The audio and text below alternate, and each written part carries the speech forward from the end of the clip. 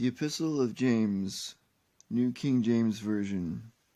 Chapter 1. James, a bondservant of God and of the Lord Jesus Christ, to the 12 tribes which are scattered abroad, greetings. My brethren, count it all joy when you fall into various trials, knowing that the testing of your faith produces patience. But let patience have its perfect work, that you may be perfect and complete, lacking nothing. If any of you lacks wisdom, let him ask of God, who gives to all liberally and without reproach, and it will be given to him. But let him ask in faith, with no doubting, for he who doubts is like a wave of the sea, driven and tossed by the wind. For let not that man suppose that he will receive anything from the Lord. He is a double-minded man, unstable in all his ways. Let the lowly brother rejoice in his exaltation, but the rich in his humiliation, because as a flower of the field he will pass away.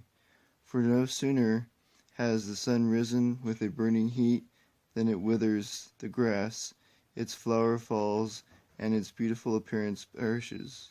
So the rich man also will fade away in his pursuits.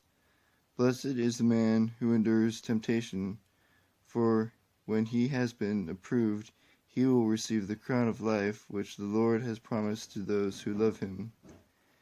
Let no one say when he is tempted, I am tempted by God, for God cannot be tempted by evil, nor does he tempt anyone.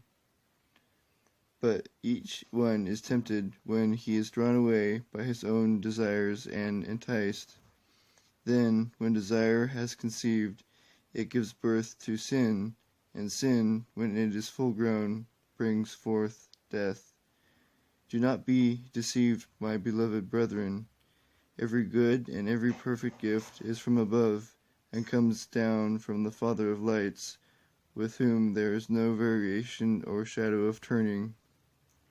Of his own will he brought us forth by the word of truth, that we might be a kind of first fruits of his creatures.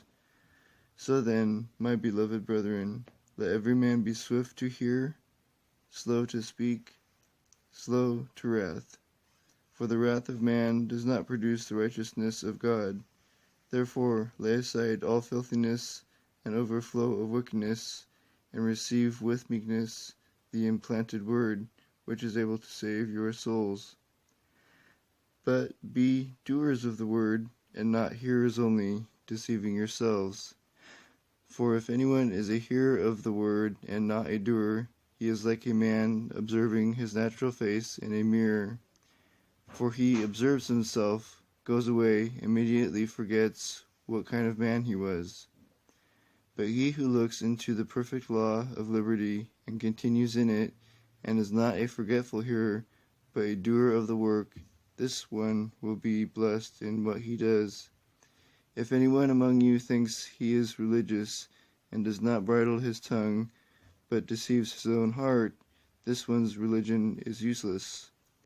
Pure and undefiled religion before God and the Father is this: to visit orphans and widows in their trouble, and to keep oneself unspotted from the world. End of chapter 1.